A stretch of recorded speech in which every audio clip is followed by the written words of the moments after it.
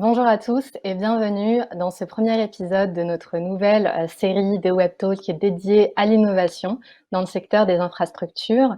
Alors aujourd'hui, nous allons rencontrer Xavier Fournet, associé responsable de la division infrastructure, construction et smart cities chez KPMG. Bonjour Xavier. Bonjour à toutes et à tous, bonjour Kautar. Merci d'avoir accepté notre invitation. Vous avez plus de 20 ans d'expérience dans le secteur de la construction et des travaux publics en France et à l'international et auprès des plus grands acteurs du secteur. Vous animez également le réseau à l'international de KPMG dans le secteur et vous avez été impliqué dans de nombreux projets d'infrastructure en France et à l'international. Vous avez également réalisé de nombreuses études sur les défis que le secteur des infrastructures allait rencontrer et qu'il rencontre même déjà, dont le défi de l'innovation. Alors, nous sommes vraiment ravis de pouvoir avoir votre vision du sujet. Et donc, pour commencer, y a-t-il un marché pour l'innovation dans le secteur des infrastructures et quels sont finalement les drivers de cette innovation? Alors oui, bien sûr, il y a un marché pour l'innovation dans le secteur des infrastructures et peut-être trois fois oui.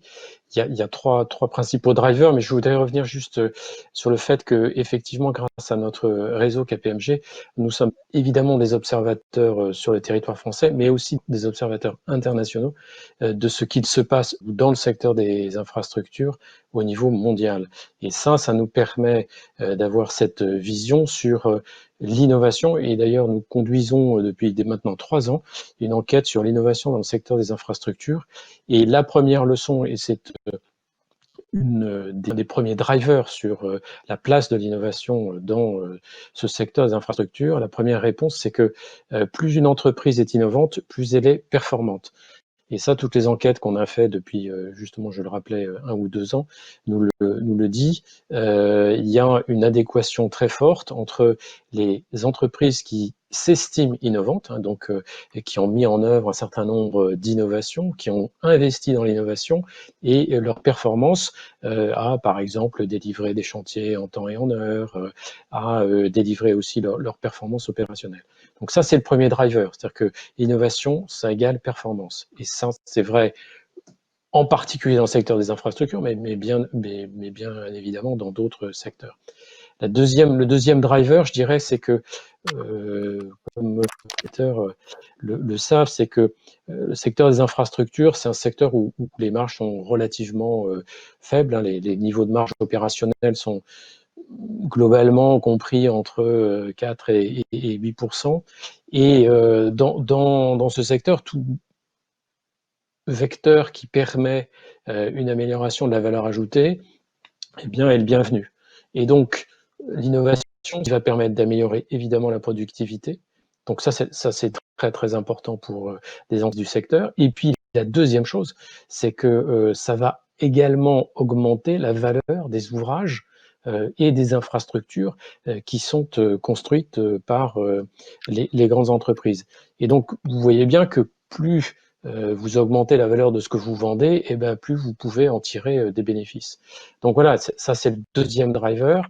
Et puis je dirais le troisième driver, qui n'est pas des moindres, c'est que l'innovation, elle permet de mettre ou de renforcer l'adéquation entre l'infrastructure et les attentes des usagers. On y reviendra un petit peu plus tard, mais c'est vrai que tout ce qui concerne l'usage des infrastructures est au centre de la réflexion des pouvoirs publics, est au centre de la réflexion des investisseurs, et tout ce qui pourra améliorer l'attente des usagers et, je dirais, l'infrastructure permettra d'abord de renforcer l'acceptabilité des infrastructures. On sait que parfois ces infrastructures, elles ont du mal à se faire une place. Hein. Je pense que sur le territoire français, on a tous en mémoire l'aéroport Notre-Dame-des-Landes. Et puis le deuxième point, au-delà de l'acceptabilité, je pense qu'il y a encore aujourd'hui beaucoup de chemin à faire pour rendre nos infrastructures plus en adéquation avec les attentes des usagers. Donc, il y a très clairement un marché pour l'innovation dans le secteur des infrastructures. Et finalement, où voit-on déjà de l'innovation tangible dans le secteur? Alors oui, alors le marché, et puis je pense que les grandes entreprises, et puis on reviendra d'ailleurs sur la taille des entreprises et la supportabilité des investissements dans l'innovation par les entreprises de ces secteurs. Les grandes entreprises, elles sont pas attendues 2020 pour investir dans l'innovation. Elles ont bien compris, comme je vous le disais, que c'était porteur de valeur pour elles, et pas seulement de valeur financière, on y reviendra également un peu plus loin, mais ou je le dirai un petit peu plus loin. Aujourd'hui, ce qui est couramment utilisé, alors, il y a deux types, pardon, il y a deux types d'innovation. Il y a celles qui sont en termes d'outils, et puis il y a celles, comme je vous le disais, qui sont en termes de produits. Alors sur les outils communément je dirais, répandus dans le secteur, il y a évidemment le BIM, hein, ce qu'on appelle la maquette numérique, il y a l'analyse de données, il y a la réalité virtuelle. Aujourd'hui, on parle sur les chantiers de compagnons augmentés. Un compagnon augmenté, c'est aussi via des exosquelettes hein, qui permettent, par exemple, de démultiplier la force d'un compagnon sur un chantier routier. Il y a les outils pour traquer également la mobilité. Tout le monde sait qu'un chantier ou un grand projet, c'est beaucoup de personnes en même temps dans un espace réduit, et donc que souvent les accidents qui arrivent, c'est parce que on ne sait pas où sont les personnes en temps et en heure, et donc ces outils aussi de tracking de mobilité sur les chantiers sont par exemple des choses qu'on voit de plus arriver me semble-t-il, sur l'ensemble des projets. Donc ça, c'est tout ce qui concerne l'innovation en termes d'outils. Hein. Alors, il y a encore des choses qui sont devant, évidemment, devant le secteur en matière. Je ne vous ai pas parlé de l'intelligence artificielle, je ne vous ai pas encore parlé du big data, bien qu'elle commence à être largement utilisée, notamment dans les travaux publics. Par exemple, aujourd'hui, il y a un certain nombre de grandes entreprises qui, depuis 5-10 années, emmagasinaient des informations quant à la performance des tunneliers. Donc, et puis sans d'ailleurs trop savoir qu'en faire. Et puis maintenant, avec les nouveaux outils à leur disposition et la puissance de calcul de ces outils, ben, ils arrivent à optimiser le trajet des tunneliers, leur performance, et donc quelque part arriver à un optimum d'utilisation que je soulignais dans mon propos précédent. Donc voilà, là on a des exemples très très concrets que oui, l'innovation, ça sert et ça sert la performance. Maintenant, en termes de produits, bah, on le voit de plus en plus, c'est-à-dire que le bâtiment intelligent, tout ce qui tourne autour du bâtiment zéro émission, voire du bâtiment producteur d'énergie, c'est quelque chose qui est devant nous. Je pense que la crise que nous traversons aujourd'hui met en avant également, bien que ce ne soit absolument pas lié, une urgence écologique, et que derrière cette urgence écologique, eh bien, il y a un certain nombre de solutions qu'il va falloir apporter en face de cette urgence, dont des nouveaux ouvrages qui intégreront de l'innovation. Donc voilà, et en termes de produits, ben, il y a également tout ce qui est Smart City et ville intelligente. Et là, on viendra aussi peut-être un peu plus tard sur le sujet de l'usage des données dans ce type d'outils, et la nécessité, je dirais, d'aller pas à pas hein, sur le sujet de la ville intelligente. Il y a également tout ce qui tourne autour de la mobilité, de la voiture autonome, comment la voiture autonome elle se comporte par exemple sur une autoroute, quand il y a des tests, vous le savez, qui ont déjà été faits pour faire franchir une voiture autonome, une barrière de péage. Bon, il y a quand même beaucoup d'innovations qui avancent pas à pas. Et donc ça, c'est également demain, me semble-t-il, extrêmement porteur pour le secteur des infrastructures. Ouais, c'est très intéressant, merci beaucoup. Et vous avez évoqué le big data et l'intelligence artificielle. C'est vrai que dans une étude récente, vous avez identifié 10 grandes tendances qui impacteront le secteur des infrastructures à court terme, dont l'émergence de l'infratech et de la data comme élément de création de valeur.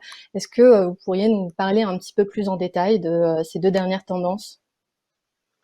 Oui, alors sur l'infratech, ben voilà, c'est l'inclusion de la techno dans les infrastructures.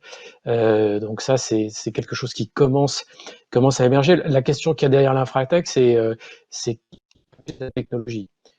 Donc c'est est-ce que est-ce que l'Europe est en avance, et notamment des pays comme la Chine et l'Asie n'ont-ils pas déjà pris suffisamment d'avance pour ne pouvoir jamais être rattrapés en matière de technologie dans les infrastructures? Bon, ce sont quand même des questions, hein. On voit que, par exemple, si on revient sur la 5G, se pose qui aujourd'hui a la maîtrise des réseaux 5G? On s'aperçoit que, ah bah tiens, il y a plus qu'un producteur quasiment mondial qui est capable, je dirais, de développer des réseaux 5G, c'est Huawei. Et donc, on s'alarme sur le fait que, ben oui, derrière cette innovation majeure qui est la 5G, ben, il n'y a qu'une entreprise chinoise qui est capable de la développer. Donc, il y a ce sujet des infrastructures technologiques, mais il y a aussi derrière ce sujet de sur des infrastructures stratégiques, d'avoir de pouvoir développer, je dirais, des compétences. euh, alors, pas forcément locales, parce que trop local, ça ne marchera pas, mais au moins au niveau européen. Vous savez qu'il y a un certain nombre de projets qui sont déjà initiés par notamment Thierry Breton au niveau européen. Et voilà, donc c'est l'infratech, oui, et je pense que c'était mon sujet de départ de dire que les usagers, c'est eux les premiers clients de l'infrastructure et qu'il faut bien penser à eux quand on la conçoit, que de plus en plus de ces usagers, vous êtes beaucoup plus jeunes que moi, Cotard, et donc sont des digital natives, et donc évidemment, il faut qu'ils retrouvent aussi des infrastructures digitales qui soient capables de répondre à leurs attentes, même en matière digitale. Donc ça, c'est quand même important sur ce sujet de l'infratech, mais c'est une tendance de fond. Et comme je vous le disais, en plus, l'innovation, ça donne de la valeur aux infrastructures, et donc ça risque de continuer pour un certain nombre d'années. Le deuxième sujet que vous avez évoqué, c'est celui de la data, c'est-à-dire comment c'est le grand sujet, hein. Il n'y a pas que dans le monde des infrastructures qu'on se pose cette question, les entreprises se la posent tous les jours. C'est avec nos nouveaux outils numériques, on emmagasine un nombre de données, et c'est comment essayer de créer de la valeur avec cette donnée. Alors, je vous donnais il y a quelques exemples, à quelques instants, pardon, l'exemple des, mais il y en a évidemment beaucoup d'autres dans l'univers de la construction. Il y en a beaucoup dans, je dirais, même dans l'univers de l'intelligence artificielle, d'analyse prédictive. Moi, j'ai juste une petite anecdote en passant. J'ai rencontré récemment un directeur général d'une grande entreprise de construction, et qui me disait ça serait super si vos data scientists pouvaient, avec les données que je vous fournirais, prévoir finalement sur le prochain chantier que je vais faire ou que je vais signer, si je vais gagner ou pas de l'argent, compte tenu de ma performance passée sur typologie de chantier, avec la même typologie, par exemple, de sous-traitants. Enfin bon, bref. Et donc, vous voyez bien que là, sur ce sujet de la data, en tout cas à l'intérieur de l'entreprise, il y a un potentiel de création de valeur absolument faramineux. En face de ça, dans l'univers ou dans la sphère publique, le sujet de la data, il y a un sujet qui est corrélé à ça, c'est le sujet de la privacy, c'est-à-dire de la vie privée, et qui là est vraisemblablement, en tout cas dans un pays comme la France, un sujet où les points de vue ne sont pas encore alignés entre le politique et l'économique. Hein, on voit bien que, et même s'il y a quelques exemples, hein, on y reviendra, de développement de Smart City, quand on va rencontrer une collectivité pour lui dire, bah, tiens, monsieur le maire, il faudrait développer des solutions innovantes pour votre ville, le paiement à distance du stationnement, autres. la première question qu'on a, hein, nous on développe, je vous l'ai justement dit, une offre Smart City. La première question ou le sujet, c'est oui, mais moi, je veux bien m'assurer que les données qui proviendront de mes citoyens ou entre guillemets mes électeurs, eh bien, elles seront correctement protégées. En clair, est-ce que ces données-là, elles seront anonymisées? Est-ce qu'elles ne seront pas stockées dans un serveur qui est à l'étranger? Enfin bon, bref, ce sujet-là, c'est pour l'instant, me semble-t-il, un frein dans le monde de l'innovation, dans le secteur des infrastructures, dans la sphère publique. Hein. Et d'ailleurs, je fais juste une digression avec la situation actuelle. On voit bien que sur l'application Stop Covid là, que le gouvernement essaye de mettre en place, qu'il y a quand même des grandes difficultés, même si derrière, il y a une urgence sanitaire. Voilà, donc, pour ramasser mon propos, sur la data, je pense que l'entreprise a bien compris la valeur. Je pense qu'il y a une acculturation à faire à la fois des collectivités, mais aussi des citoyens sur l'optimisation qu'on pourrait faire de leurs propres données, mais à leur propre bénéfice, évidemment. Alors, on comprend que le champ des possibles pour l'innovation dans le secteur des infrastructures est très large, mais finalement, le secteur reste souvent perçu comme étant à forte intensité capitalistique. Selon vous, quelle place peuvent trouver les startups aujourd'hui dans ce secteur?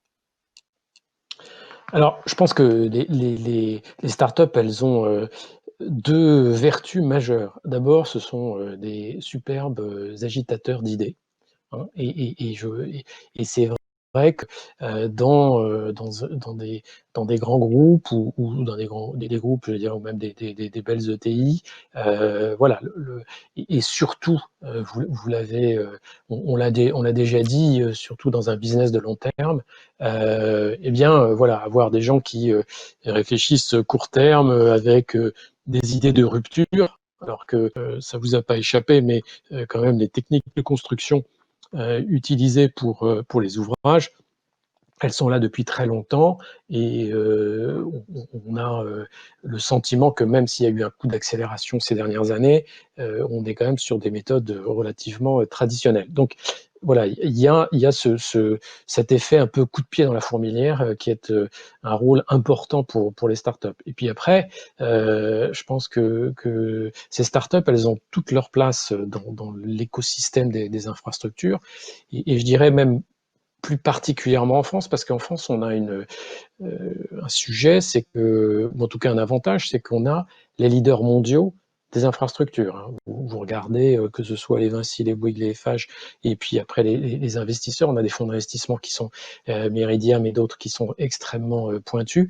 Et donc, euh, pouvoir se développer, incuber au sein de ces entreprises-là, avec des cases évidemment importants, nombreux, me semble-t-il, est quelque chose de très favorable pour elles. Ça, c'est le premier point. Donc, elles ont un vrai potentiel et elles ont un double potentiel, c'est que si leur idée est bonne, eh bien l'entreprise va les emmener dans ses bagages sur des projets internationaux et ça va faciliter leur développement, enfin le développement de ces startups à l'international. Hein, donc, je pense que oui, les startups, elles ont à la fois leur place, je dirais comme évidemment agitateurs d'idées, apporteurs d'idées, et ça, toutes les entreprises l'ont compris, hein, elles ont. Et en plus, vous savez que le monde des infrastructures, c'est un monde d'ingénieurs, donc c'est un monde d'inventeurs. Si on n'avait pas les ingénieurs, il y a beaucoup d'inventions qui aujourd'hui n'auraient pas eu lieu. Donc, mais voilà, et je pense que la révolution culturelle auquel on assiste depuis quelque temps, c'est que les ingénieurs qui sont dans les grandes entreprises ont compris aussi qu'ils ne pouvaient pas tout inventer, et donc il fallait faire confiance à des plus jeunes qui maîtrisaient d'autres technologies, d'où le phénomène des startups, qui vient en complément. Et les entreprises ont bien compris, hein, il y a toujours l'innovation et la recherche et développement qui est interne à l'entreprise, il y a celle qui vient de l'extérieur, via des partenariats technologiques, mais aussi l'incubation de startups.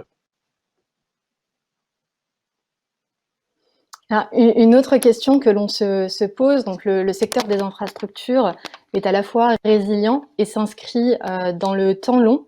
Comment finalement concilier cette temporalité avec celle de l'innovation qui nécessite des investissements permanents et qui est en constante évolution? Alors ça, c'est une excellente question qui est de gérer finalement le temps long qui est celui, en tout cas dans ce secteur, celui des infrastructures, celui des projets, un projet d'infrastructure à 4, 5 ans, et des innovations qui peuvent remettre en cause un certain nombre de choses, dans l'application par exemple de cette infrastructure, ou dans sa réalisation. Donc, et ça, je dirais, c'est le sujet de l'agilité versus la rationalité. Donc, on a une approche qui est évidemment extrêmement rationnelle de la part des acteurs des infrastructures, compte tenu des sommes en jeu, hein, compte tenu de la taille des projets, compte tenu de leur complexité. Et donc, il y a besoin de rationalité, que d'ailleurs on retrouve aussi dans l'esprit de tout bon ingénieur. Et puis en face, il y a un peu cette agilité que vont devoir trouver ces organisations-là pour accepter, intégrer l'innovation qui provient notamment des startups. Voilà, donc là, vous avez raison, il y a un vrai changement culturel à se dire, bah oui, je m'engage dans un projet, 3, 4, 5 ans. Au milieu de ce projet-là, eh bien, une innovation que moi j'aurais captée en amont viendra remettre en cause ce que j'avais prévu de faire, comment j'avais prévu de le faire, par exemple. Peut-être que d'ailleurs ça améliorera ma performance. Donc voilà, c'est un peu un changement d'état d'esprit entre quelque chose qui était souvent bien conçu, bien dessiné, bien réalisé, sans évolution entre le moment où on le concevait et le moment où on le livrait, et puis quelque chose qui va vraisemblablement, à cause de ces innovations et du timing de l'innovation, pourra évoluer au cours de la réalisation des ouvrages. Et même, je dirais, encore mieux, pourra évoluer au cours de leur exploitation, hein, parce qu'une infrastructure, ça s'exploite sur 20, 30, 40, 50 ans. Alors, on comprend que l'innovation est un enjeu majeur pour le secteur. Et alors, comment les entreprises françaises appréhendent l'innovation et ses impacts sur leur business model? On est aussi curieux de savoir comment la France se situe par rapport à la concurrence internationale. Alors, bon, je vous l'ai dit, hein, sur le business model, évidemment, Mm. plus je suis innovant, plus je suis performant. Donc il y a vraiment une corrélation assez forte, et on voit bien également sur le sujet de business model, c'est finalement comment j'intègre l'innovation. Est-ce que je l'intègre au sein de ma propre organisation? Est-ce que je vais la capter via des accords de partenariat? Mais l'idée quand même qui prévaut aujourd'hui, c'est ce phénomène d'intégration, d'innovation, quitte d'ailleurs à la partager après, une fois qu'elle a été mise au point. Donc ça, c'est le sujet. Donc je pense que oui, évidemment qu'il y a un terreau favorable à l'innovation dans le secteur, pas forcément de remise en cause du business model, mais en tout cas, je dirais vraisemblablement des modifications d'organisation. Par exemple, si on prend, vous le savez, la construction modulaire. Bon, auparavant, quand vous construisiez une tour d'habitation, par exemple, hein, en Asie, eh bien, voilà, vous aviez des compagnons, et puis vous construisiez avec votre technique, je dirais, habituelle de construction. Bon, aujourd'hui, qu'est-ce qu'on fait? Qu'est-ce que font pas mal d'entreprises? Elles vont acheter des modules d'appartements qui sont livrés, donc qui sont fabriqués à l'extérieur de façon standard, et puis elles les assemblent autour d'une superstructure qu'elles ont construite. Donc oui, le business model, il va un peu évolué à cause de l'innovation, toujours aussi à cause de la recherche de performance, hein, parce que quand vous construisez en construction modulaire, vous imaginez bien que les délais de construction se raccourcissent, et donc si ça se raccourcit, forcément le coût de revient de l'ouvrage, il est moindre que si on était dans des méthodes plus traditionnelles.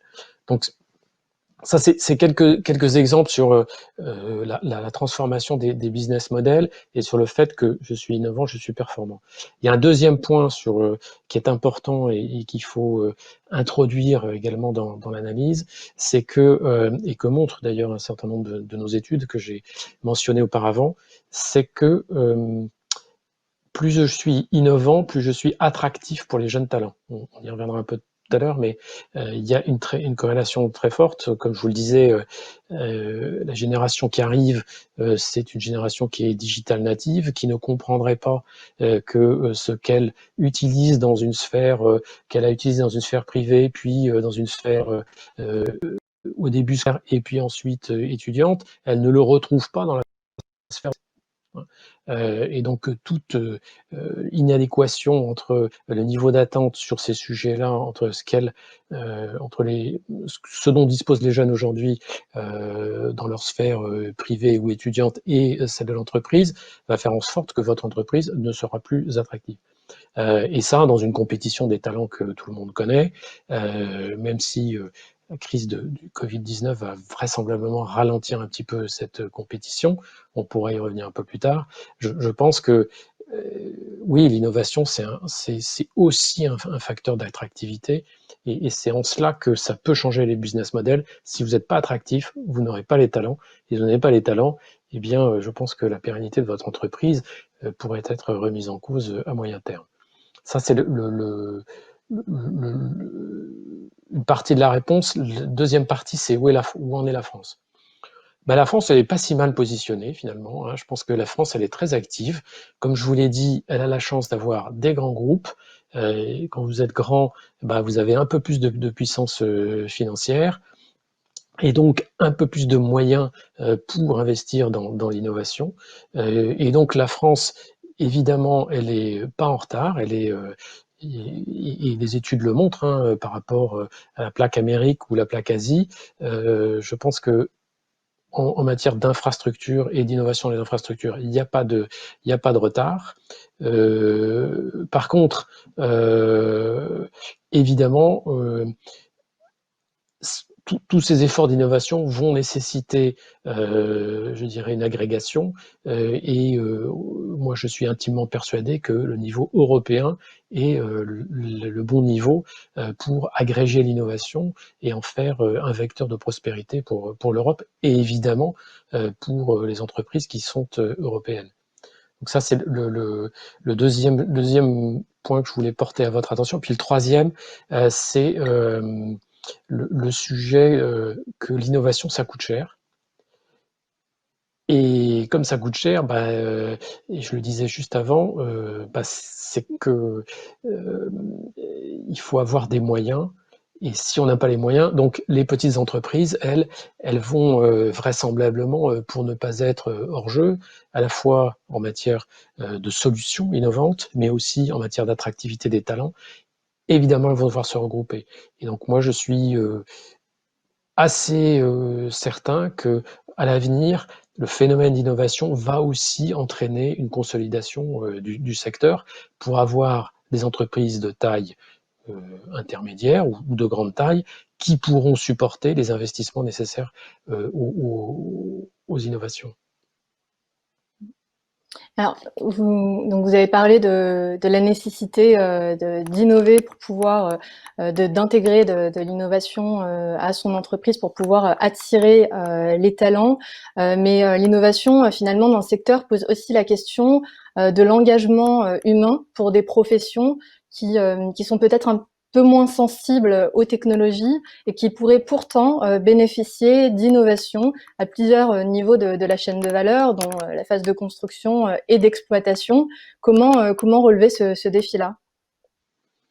Bah, le défi de l'humain, alors, le défi de l'humain, je pense que les entreprises qui travaillent dans le secteur des infrastructures l'avaient largement compris, même avant la pandémie que nous subissons aujourd'hui. Et c'est le véritable enjeu des 20 années à venir. Aujourd'hui, c'est très clair que il y a une compétition sur les talents. Je dirais l'avantage des entreprises de ce secteur et même de l'écosystème de ce secteur, c'est quand même que c'est un secteur dont la composante humaine est absolument primordiale. C'est un métier de main-d'œuvre, c'est un métier d'hommes et de femmes, de plus en plus de femmes d'ailleurs, et bravo à ceux qui s'y emploient. Et donc, je pense que dans l'évolution à venir, l'attractivité est l'enjeu majeur pour les acteurs du secteur des infrastructures. L'innovation, comme je vous l'ai dit, est un facteur d'attractivité. Il n'y a pas que ça. Il y a le fait aussi que, comme vous êtes dans un secteur qui est habitué à faire attention à l'humain, hein, parce que vous avez bien compris que c'est votre ressource numéro un. Il ne s'agit pas de robots, il ne s'agit pas de capital, il s'agit d'hommes. Et donc, la culture de ces entreprises, c'est avant tout, ou les valeurs de ces entreprises, c'est avant tout des valeurs au sein duquel l'humain est profondément ancré. Et donc, ça leur donne un avantage. Et ça leur donne aussi un avantage, et c'est peut-être complètement indirect et sûrement pas souhaité, mais on voit bien que récemment, au sein de KPMG, on a fait une petite enquête auprès de 15 dirigeants de groupes du secteur des infrastructures, et certains d'entre eux nous ont dit, ben oui, on avait ce sujet des talents, mais on voit bien que quand on a une certaine taille, eh bien, mieux aux salariés en cas de crise. Deuxièmement, on a une plus grande visibilité sur notre pérennité, hein, ce qui peut aussi les rassurer. Et donc ça, vraisemblablement, ça sera aussi demain un facteur d'attractivité pour nos talents. Donc oui, il y a un vrai sujet humain qui avait bien été appréhendé déjà. L'innovation est une des clés. Et le deuxième, c'est la capacité des entreprises, historiquement, à gérer des hommes. Alors, une autre question, donc au cœur de l'actualité. Donc alors, jusqu'alors, la mondialisation, jusqu'alors, pardon, l'essor de la mondialisation et des innovations qui l'ont accompagnée ont renforcé l'interdépendance de tous les environnements socio-économiques. Aujourd'hui, on se rend compte que les événements récents pourraient ouvrir sur un ralentissement de la globalisation au profit d'un recentrage local. Dans quelle mesure, selon vous, cette tendance pourrait constituer un frein pour le développement de l'innovation? Alors oui, là, il y a beaucoup effectivement, de réflexions, je dirais, nées de la pandémie et sur finalement la nécessité d'avoir, de maîtriser en tout cas la production d'un certain nombre de biens stratégiques et maîtriser. Alors le sujet, c'est la définition du local. Évidemment, pour avoir la maîtrise de la production de ces biens stratégiques, il faut avoir une certaine taille, il faut avoir une certaine dimension, il faut que votre marché représente une certaine dimension. Et donc, on voit bien que ce sujet du local ne peut pas être le périmètre français, hein, parce qu'il n'y a pas une profondeur de marché, ni, je dirais, une puissance financière suffisante, que le périmètre européen, comme je l'ai déjà dit, est à mon sens le bon périmètre. Un certain nombre d'initiatives ont déjà été prises, pas forcément d'ailleurs dans le secteur encore des infrastructures, mais ça viendra peut-être. Il y a des programmes de relance qui sont systématiquement quand même pilotés par l'Europe. Je pense qu'il va y avoir également un coup d'accélérateur sur ce programme de relance. qui est évidemment le financement d'infrastructures, mais par exemple la pharmacie, puisque c'est au cœur des réflexions actuelles, est déjà, je dirais, a déjà entamé un petit peu cette réflexion sur l'implantation stratégique des usines de production de médicaments. Donc oui, il y a cette tendance-là. Pour autant, je ne crois absolument pas que ça va ralentir l'innovation et que vous l'avez bien compris, disons, c'est un phénomène qui au début est local, mais qui ne peut vivre que sur une base élargie.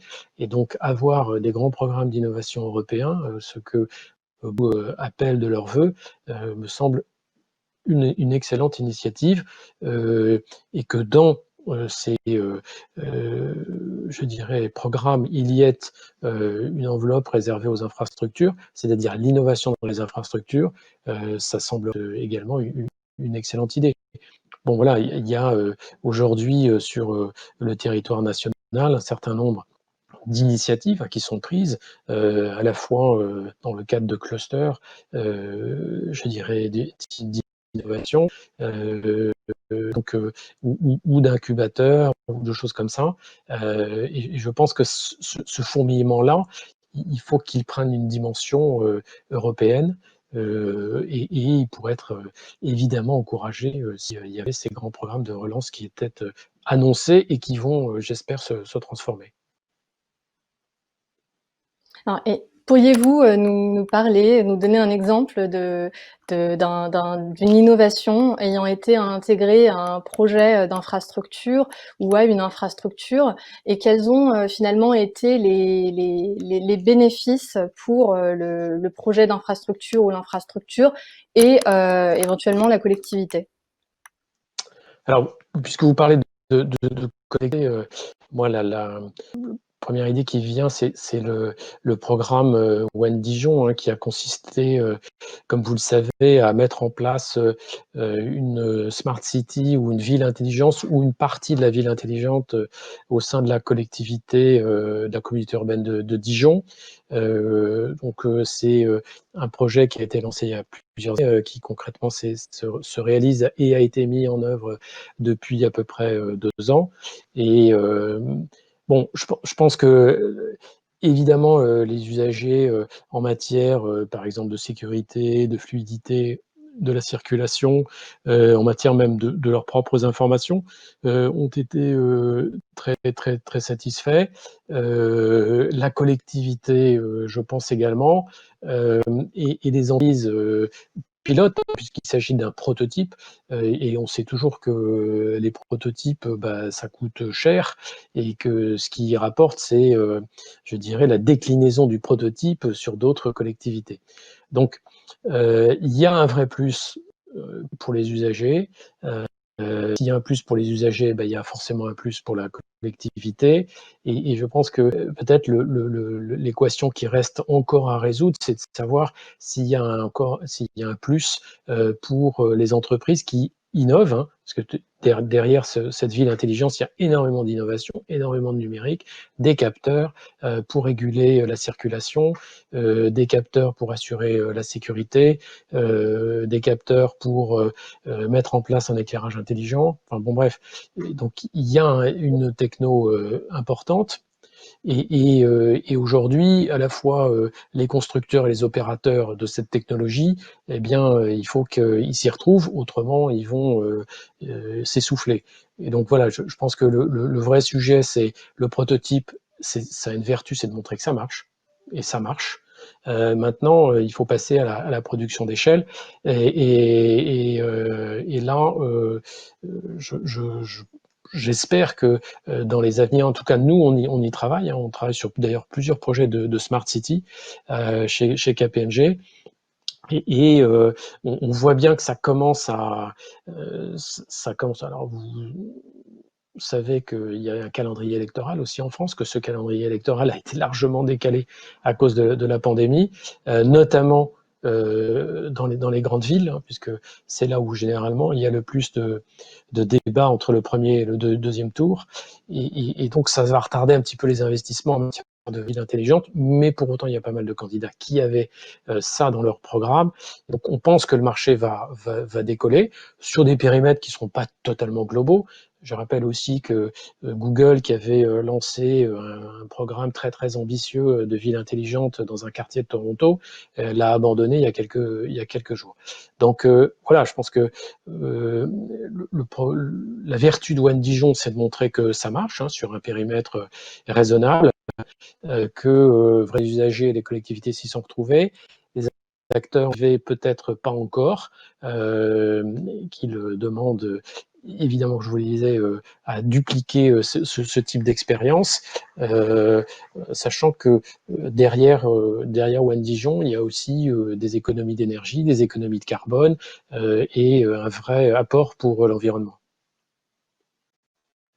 Alors, au terme de cet échange, quelles sont les grandes idées, les grands enjeux pour l'innovation dans le secteur des infrastructures qu'il faut retenir? Alors, je dirais qu'il y a trois enjeux. On l'a dit, celui de innovation égale performance. Et donc, il faut que les acteurs des infrastructures, mais je pense qu'ils l'ont largement compris, mais l'accélération va avoir lieu encore, que s'il n'y a pas d'innovation, il n'y a pas de performance, et s'il n'y a pas de performance, vous le savez, il y a un déclassement de l'entreprise ou de l'acteur. Donc ça, et c'est aussi un peu vrai dans les donneurs d'ordre de la collectivité, puisque dans les collectivités, il y a aussi une compétition entre les collectivités pour attirer, entre guillemets, les nouveaux citoyens, et ce d'autant plus que la pandémie que nous subissons peut-être va redistribuer les cartes en termes d'habitation et d'habitat sur notre territoire national. Donc là, voilà, il y a un vrai enjeu sur innovation-performance. Il y a un deuxième enjeu qui est sur innovation moyens financiers. Et là, je pense que pour accélérer encore, le niveau européen est la bonne maille. Et donc, toutes les initiatives qui iront en ce sens me semblent très pertinentes. Et puis, le dernier enjeu qui est quand même l'enjeu principal de l'ensemble des acteurs, c'est de disposer demain de talents. Et donc, innovation égale qualité des talents, à la fois attractivité et puis rétention de ces talents. Et je pense que disposer d'un outil attractif, innovant pour embaucher et puis ensuite faire évoluer dans sa propre organisation, qu'elle soit publique, privée, même dans une collectivité. La collectivité, elle se doit d'être innovante, est un challenge important, motivant pour les entreprises du secteur des infrastructures. Et elles y sont, selon moi, préparées. C'est bien préparé. Alors le Covid-19 vient un peu percuter peut-être leur plan, mais je suis certain qu'elles arriveront à leur fin, comme elles le font très souvent, et que voilà, ce secteur a de beaux jours devant lui. Et d'ailleurs, les perspectives, les plans de relance, on le voit, élargissent le potentiel des possibles. Alors, merci encore Xavier pour cet échange très intéressant et très instructif. Et merci à nos adhérents de nous avoir suivis. J'espère que vous avez aimé cet échange et on se retrouve très bientôt avec un nouvel épisode sur l'innovation dans le secteur des infrastructures. Merci beaucoup, et puis à très bientôt, et en tout cas, rendez-vous sur les réseaux sociaux. Merci.